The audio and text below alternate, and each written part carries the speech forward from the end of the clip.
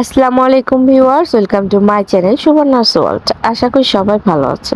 তো আজকে অসাধারণ একটি শাকের রেসিপি দেখাবো। এটা আসলে পাঁচ মেশালি শাকের একটা রেসিপি।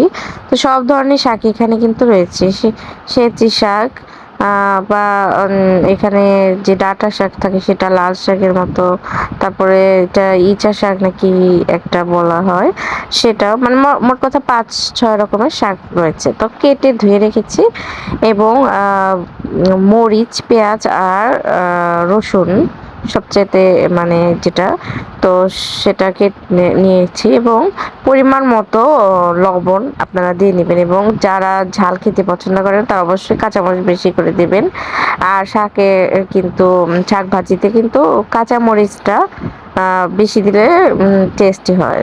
তো আপনারা চাইলে এটা ফলো করতে পারেন। এটা অনেক সাধারণ একটি রান্না, সবাই পারে, তারপরেও একটু শেয়ার করলাম যারা নতুন তাদের জন্য।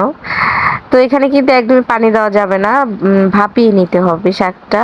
তো শাকটা ধুয়ে নিয়েছি, সেই পানির মধ্যে এটা সিদ্ধ হয়ে যাবে। আর লবণ আর যেহেতু কাঁচামরিচ দিয়েছি, তো দেখুন পানি কিন্তু উঠে গিয়েছে। শাকে কিন্তু আলাদা করে পানি দিতে হয় না।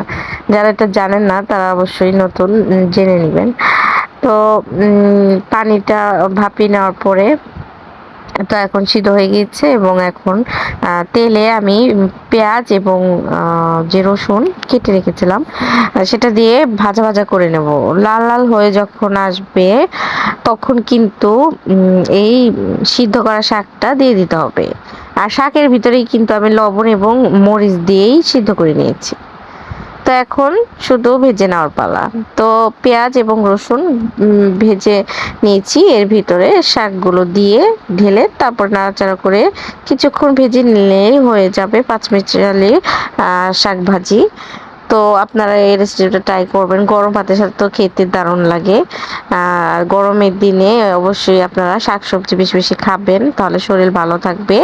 আর পাঁচমিশালি শাকে কিন্তু অনেক ভিটামিনস থাকে, তো অবশ্যই আপনারা ট্রাই করবেন। ধন্যবাদ সবাইকে আমার এই রেসিপিটা ফলো করার জন্য। অবশ্যই ভালো লাগে লাইক কমেন্ট করবেন আর আমার চ্যানেলটি সাবস্ক্রাইব করবেন। যারা নতুন তারা অবশ্যই অল বাটনে ক্লিক করে সাবস্ক্রাইব করে নেবেন। আর যারা অলরেডি করেছেন তাদেরকে অসংখ্য অসংখ্য ধন্যবাদ আমার চ্যানেলটি সাবস্ক্রাইব করার জন্য। তো অবশ্যই শেয়ার করবেন। আর কিছু বলার থাকলে অবশ্যই কমেন্টে লিখে জানাবেন। ধন্যবাদ সবাইকে, ভালো থাকবেন সবাই।